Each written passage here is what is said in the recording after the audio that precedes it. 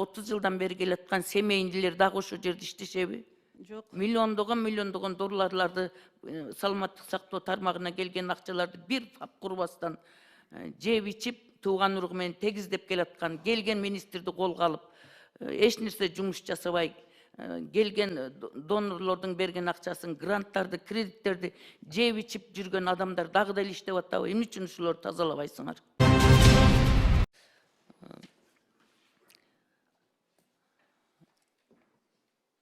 Бибиржан Камчыбековна, сиз айтсаңыз, ошол глобалдык фонддон алынган 2004 жылдан бери алынып келаткан каражаттардын эсебинен ушул СПИД боюнча ооруган балдардын канчасыны бир пайда келтирип, дарылап, аяктырганга, анан аларга шарт түзүп бергенге мүмкүнчүлүк болду да. Эми моралдык, материалдык жактан колдоо көрсөтүлөт да, жок дегенде ден соолугун оңдогонго, эми ал аякпай турган нерсе да. 180 миллион АКШ доллары деген 23 жылга чейин бул эптүү акча эмес да. Биз тескерисинче СПИДти азайтпай эле көбөйтүп атабыз да. Ошон үчүн ушунча каражат ушу СПИД менен ооругандарга жумшалган болсо, саны жок дегенде токтоп же азайыш керек да. Түшүндүрүү иштерин, алдын алуу иштери боюнча эмне жумуш жасап атасыңар? Надира Азимовна, туура айтасыз. Ошол балдардын азыр мен эмемди числон таппай калдым.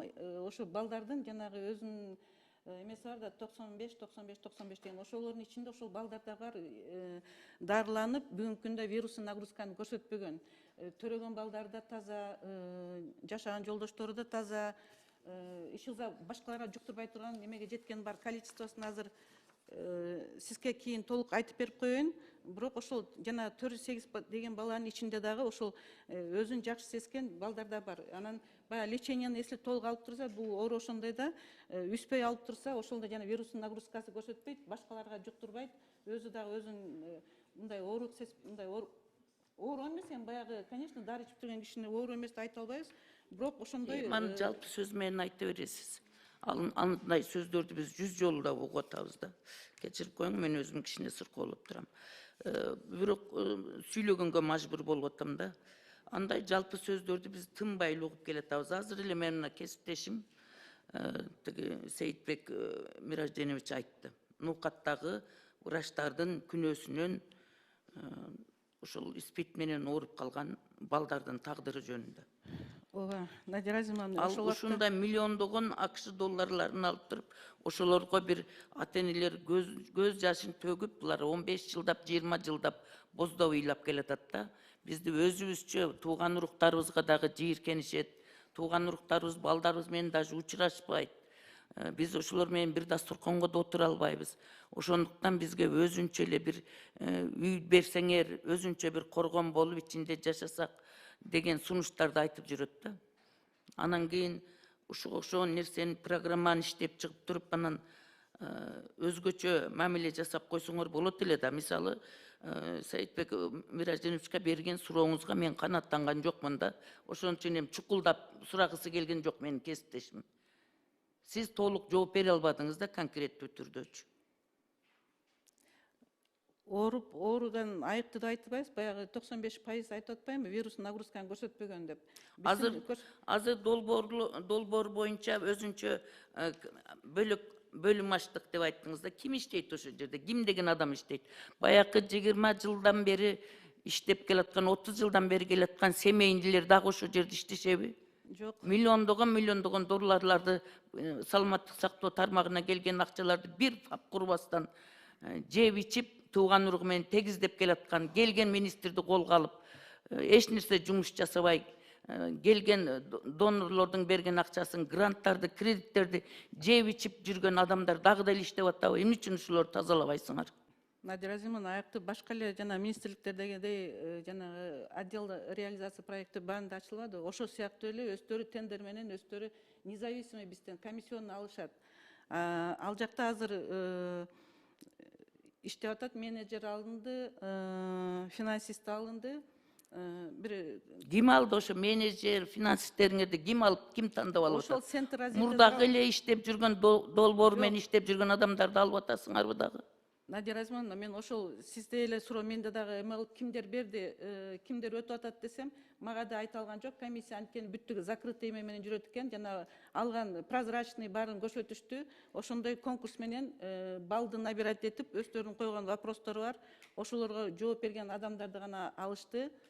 Потому что ошол күнү бүгүн алынат деген күндө да өздөрү айткан жок кимдер жеңет. Азыр биз жанагы руководителерди алып атпайлыбы?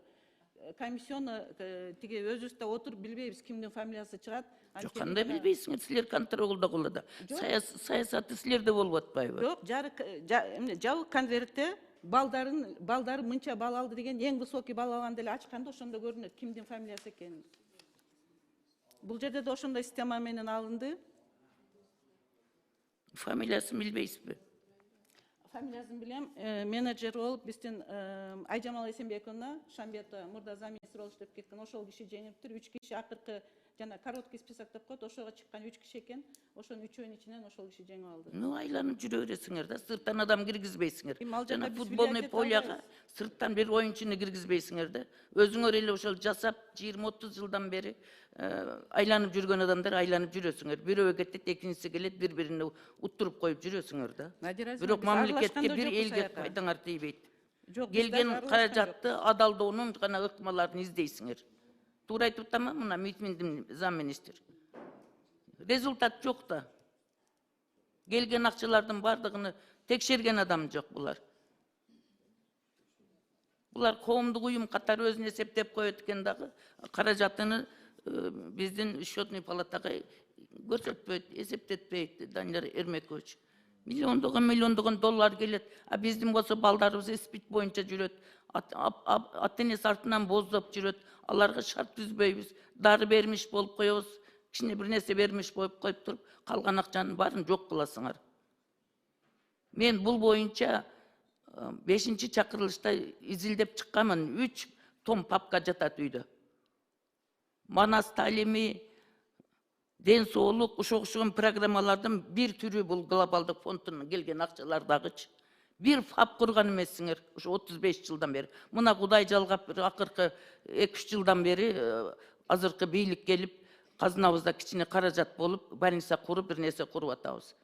Ага чейин эч нерсе болгон жок да, 30 жылдан ашык убакытта ушундай келген акчалар бирөөсү бир мамлекетке пайдасы тийген жок. Азыр дагы мына замминистр катары сиз айтып атасыз, конкреттүү түрдө эчтеке айта албайсыз. Жашыруун өткөрүштү, башка кылды деп. Же туура эмес айтып атамбы? Бул жерде эч кандай жашыруун нерсе жок. Надя Разимовна, курулуштарды айтса, мен келген акыркы ушу 3 жылдын ичинде 2 эме болду, лаборатория, анан азыркы ноокатта кислородный станция ушу глобальный фонд куруп берип атат. Мурунку жылдардан сэкономлен акча бар экен, ошону ошол курулушка колдонду. А так булар ошо дарыга, оборудование лабораторный, жанагы булардын направлениясы бар да, выявление, лечение деген. Ошол направлениедагы иштер жазышат, ошого туура келсе жасап берет, болбосо ошол мисалы үчүн кислородный станция по выявлению, по лечению деп подошло, ошон үчүн макул болуп азыр куруп беришип атат. Эми ал бир факт экен да алчы. Мен жанагы немеге жооп албадым сизге дагы. Испит жуктурган балдарга. Надя Разимовна, ал балдарды билебиз, эми алар менен биз деле сиз канча жолуксаңыз биз аданда көп бизге ай сайын келип турушат. Алардын көйгөйүн түшүнөбүз, колубуздан келген жардамды берейик деп аракет кылып атабыз. Жана мен башында айтып кеттим эле азыр. Жашоо шартын түзүш керек да. Эми ал социалдык жак экен, бирок биздин министрлик колубуздан келген жардамды берип атабыз. Азыр өкмөткө кайрылдык, проектти мейли ошол үй менен камсыздоо боюнча өзүбүз ошо проект долбоор дайындап атабыз, азыр постановленияны. Механизми, чечим бар экен, бирок механизмин бергенде бекер бериш керек да. Социалдык эң муктаж биздин күнөөнү врачтар мойнуна алып туруп, ушундай глобалдык фонддордун эсебинен, эл аралык донорлордун эсебинен өзүнчө долбоор жасап туруп, ошол муктаж балдарга бекер үй бериш керек. Ал 4% да төлөгөнгө мүмкүнчүлүгү жок. Ал 4% деген 25 жылда 100% кошулат. Ал эмнесин төлөйт, эч жерде иштебесе, бирөө ишке албаса, аларды багып чоңойткөн ата-энеси дагы өмүрү өтүп кетип атат да, ошолорду багып жүрүптү. Надир Азыман ошол бекер деген боюнча да ошол жакка кошуп атабыз, эми кабыл алынабы алынбайбы? Ошону кошкула, себеби Кошуп атабыз. жөн ортодогулар жеп ичип кетип келген акча пайдасыз калгандан көрөктү конкреттүү түрдө иш болот ошол. Долбоорго кошулду, бирок бүгүнкү күндө билбейбиз кабыл алынабы. Акысыз бериш керек да ошол жагына. Ушуну эске алыңыз. Анан кийин бул маселе боюнча сүйлөшө турган сөздөр көп менде конкретный фактылар негизинде. Аны өзүбүздүн иш үстүндө сүйлөшөлү. Азыр убакыт албастан. Рахмат. Рахмат. Рахмат. Кийинки сөз суроо берүүчү депутат Абдибаева Айсара Нышанова берилет. Рахмат. Мурунку коллегалардын суроолорунан көп жооп ала албадык да. 180 миллион деген чындыгында чоң сумма да. Бул боюнча менин сунушум, урматтуу депутаттар, отчетун угуп, эми грант экен деп эле кол көтөрүп өткөрүп кое бербей, 180 миллиондун отчетун угуп, негизинде булардын ошо 180 миллиондук аткарган жумушунан кандай өзгөрүү, кандай жыйынтык болду, бир угуп туруп анан кийин бербейлиби, бүгүн кайтарып турбайлыбы муну күн тартибинен алып. Мен каршы эмесмин бул долбоорго, бирок булар сиз азыр даяр болбой атасыз да, эч кандай мындай канааттандырарлык жооп берген жоксуз. 180 миллион деген чоң акча. Мунун жыйынтыгында кандай өзгөрүү болду? Же болбосо мына СПИД менен ооругандар азайдыбы? Же кандай иштерди аткардыңар? Профилактика кандай болду? Кайсы багытта иш алып бардыңыздар? Азыр эле карап атабыз, анан аракет кылып атабыз деген сөздү эле угуп атам мен. Урматтуу депутаттар. Азыр эме алсаңыздар, көрсөткүчтөрдү баарын айтып берейин. Бул эми алкактык, бул келишим Жок, СПИД боюнча эмес. Сиз кое турсаңыз, 180 миллион боюнча биздин мамлекетте эмне жылыш болду? СПИД менен ооруган жарандардын акыбалы кандай? Же болбосо оору азайдыбы? Же кандай шарттар көрүлдү? Ушу 180 миллион кайсы жака жумшалды, кайсы багытта, туурабы, туура эмеспи деп суроо берип атабыз сизге. Айсара Нышанова, мен туберкулез боюнча айтып бердим. СПИДти, мисалы үчүн мен бүгүн түшүрдүктү айта албайм. Анткени канча көп тапсак, кайта азыр ошол плюс болуп атат. Анткени табылбай жүргөн элдин арасында көп. Анан аларды көбөйүп кетти деп бүгүн айтканыбыз бул туура эмес да. Анткени биз наоборот ошо көбөйтсүн деп былтыр жана мобилдик клиникалар алып бердик. Элдин арасында, мигранттардын арасында иштеп, ошол жана табылбай. Жок, сиз мага жыйынтыкты айтыңчы, ушунун мына өзүнчө бир программа проект экен да. Шунун жыйынтыгында мындай өзгөрүүлөр болду, бизде же азайды, же болбосо ушундай шарттары мындай жакшырды деп айтып берсеңиз. Шарттарды жакшырды, ошончо табып атат да, көбөйүп атат. Эмне үчүн бизде андай СПИД көбөйүп атат? Биздин СПИД менен ооруган жарандар эмне үчүн көбөйтсүн деп биз ошо мобилдик клиника чейин былтыр алып буларга бердик. Анткени элдин арасында табылбай жүргөндөр көп болуп атат. Ошолорду тапсын деп, наоборот булар көбөйткүлө санын деп мобилдик клиниканы элдин арасына кой берип атабыз азырчы. Анан көбөйүп кетти десек, анда эртең ошол табылбай жүргөндөрдү жашырып Жок, силер эгерде 180 миллион менен иш алып барсаңар, мындай бир эффективный варианттарын, направленияларын таап азайтышыңар керек эле да. Бул эми багы 2/2 дегендей эле көрүнүп атат да, сиз андай мындай кылып атабыз деген менен жыйынтык мындай жакшы көзгө көрүнүктүү болбой атпайбы? Жыйынтык эми бизге көрүнүп атат, сизге билбейм кандай айтып берем азыр. Жок, сиз айтып берип атасыз, жанатан бери эле айтып берип атасыз, мен ошо канааттандырбай жатат да. Мисалы үчүн сунуш берейинби, урматтуу төрага? Биз азырынча мындай, бул эми грант экен чындыгында. Мына азыр 24-төн 26 жылдарга карата дагы 29 миллион АКШ доллары берилет экен, туурабы? Азыр ушуга кандай кайсы багытта алып барайын деп атасыздар? Бул акчаны кайсыл багытта, кандай эффективдүү багытта алып барайын деп атасыздар? Бул акча боюнча дагы эки багытка бөлүнөт, ошол эле туберкулез, ошол эле ВИЧ-СПИД, баягы эле дарыларды алып берет, оборудование, лабораторияларга.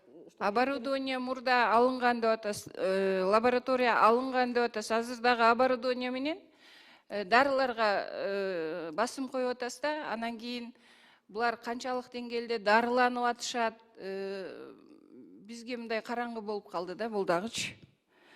Ошон үчүн айрыкча мына азыр глобалдык фонддун каражаттарын башкаруу боюнча функцияларды ПРООНдон өткөрүп алууда кандай өзгөрүү болот деп ойлойсуз? Минздравга өткөрүп алганда кандай болот? Же жакшырабы, ишиңердин сапаты жакшырабы, же кандай өзгөрүү болот? Айтып бериңчи. Өзгөрүү болот. Биринчиден бул контроль, надзор, мониторингибизди күчөтөбүз. Бул жерде деген биз эле Бизде спид центр бар, туурабы? ооба. Спид центрдин жетекчиси барбы? Жок, алар келген жок. Бул рамочный соглашение болгон үчүн, отчет болгон үчүн аларды алып келген жокпуз. Бизде спид центр бар да, ошону кандай багыт менен колдонуп, кандай мындай профилактикалык иштериңер жакшырабы, же мен түшүнбөй атам сиздин сүйлөгөн сөздөрүңүзгө. Профилактикалык иштер албетте жакшырат айтып атпайм. Биринчиден биз жанагы выявляемость күчөтүп атабыз. Былтыр мобильный клиникалар чейин буларга бердик. Элдин арасында, мигранттардын арасында, ошо Россиядан тияктан келген элдердин арасында көбөйүп кетип, ошо баягы билинбей жүргөн үчүн ошолордун противо эмне дечи эле? Ошондой деле таркатып жүргөнүн көрөм да мен сиздердин кызматкерлердин. ал дагы бир профилактиканын бир түрүнө кирет. Ошону эле таркатып жүрүшөт дагы. Дарылык мындай лечебный багытта кандай иш алып барылат? Лечебный багыт Дарылануу багытында болбосо, же болбосо ошо ооруп калбай турган биздин жарандардын багытында кандай иш алып барасыздар? Эми бизде өзүнчө центрибиз бар, укрепление здоровья деп коебуз. Элдин арасында акциялар жүргүзгөндөн тышкары ар бир поликлиникада биздин өзүбүздүн центр эмес, кабинет деп коебуз. Ошолор отурат, ар бир келген элдер менен баягы боюнда ар келген адамдар менен иштешет. Ар бир адам менен ошо поликлиникага келген ошолор иштешет. Мобильный клиниканы биз айыл өкмөттөргө барып баягы мигранттардын арасында ошол сиз айткан профилактикалык ишти улантсын, күчөтсүн деп ошон үчүн берип атабыз. Баягы поликлиникага кайрылган элдерди жасаганга, профилактика жасаганга биздин кабинетибиз бар да, элдин арасында баягы. Мындай кылалы анда, Бүйкан айым. Биз эми азыр буга макулдугубузду беребиз, бирок сиз отчетту ар бир депутатка бериңизчи. Кандай иштерди жүргүзүп жатасыздар? Хорошо? Анан бул иш боюнча дагы ошо биздин жарандарга бир кандайдыр бир жакшы дарылануучу шарттарды түзүп бериш керек да. Коргонуучу биздин сол жарандарыбызга коргонуучу шарттарды түзүлүш керек. Ошо бир коргонго алып кирип дарылаган деле жакшы деп ойлойм да. Менимче, эгерде ошондой жактарды карасаңыздар жакшы болмок, же болбосо башка өлкөлөрдүн практикасынан алып бир жакшы методдорду алып көрүңүздөрчү. Айсара Нышановна, бир жерге коюп, ал баягы стигмадан кетейик десек, биз кайта бир жерге бөлүп спид больной деп көрсөткөнүбүз эң туура эмес болуп калат. Сиз айткан ошо башка өлкөлөрдүн опыты, алар келип кайта бизден үйрөнүп кетишип атат, жакын өлкөлөр. Биздин опытты считаю жакшы деп. Сиз айтып аткан биз жанагы больницаларга барганда да ошо спид экенин билгизбей лечение алышыбыз керек. Ошонун принципи ошондой да. Анан сиз айткандай ал бөлүп койсок такыр туура эмес болот. Анысы деле булар стигма болуп башка жакка барганда чүнчүшөт. Кантип анда кыскартабыз дейм да, мына спид менен ооругандардын саны көбөйүп кеткен. Алар жуктурбайт да, Айсара Нышан, андай жукпайт да алар. Алар же жуктура турган больной эмес да. Ал жуга турган жолун билесиз да. Эми мындай да, алар пешенесине спид менен ооруйм деген жазуусу жок да. А бизде жаштар бар, туурабы? Анан жанагындай отношенияга баргандан кийин ооруп калса кандай болот? Алардын арасынан кайта биздикилерден жуктурат деп айта албайм. Анткени именно ошол больнойлордун арасында бизде аябай профилактикалык жумуш аябай жүрөт. До контакт. Больнойлордун арасында, Больнойлордун арасында жана биздин өздөрүн сактоо жарандарга өздөрүнүн зыянын тийгизбөө туурабы? Же кандай? Жок, зыянын тийгизбейт. Мындай случайный встреча деп коет, болуп калган күндө дагы алар жүгүрүп келип дарысын алат, и башка элдерге да ошо дарысын. Ошолор бул жана НПОлорду биз кармап жүргөнбүз. Эң негизги ошол больнойлордун арасында иштесин деп. Анткени алар бизге доверие жок, аларга доверие бар. Рахмат, ушу отчетуңузду берип койсоңуз анда ар бир депутатка бериңиз. Бир таанышып чыгалы. Рахмат.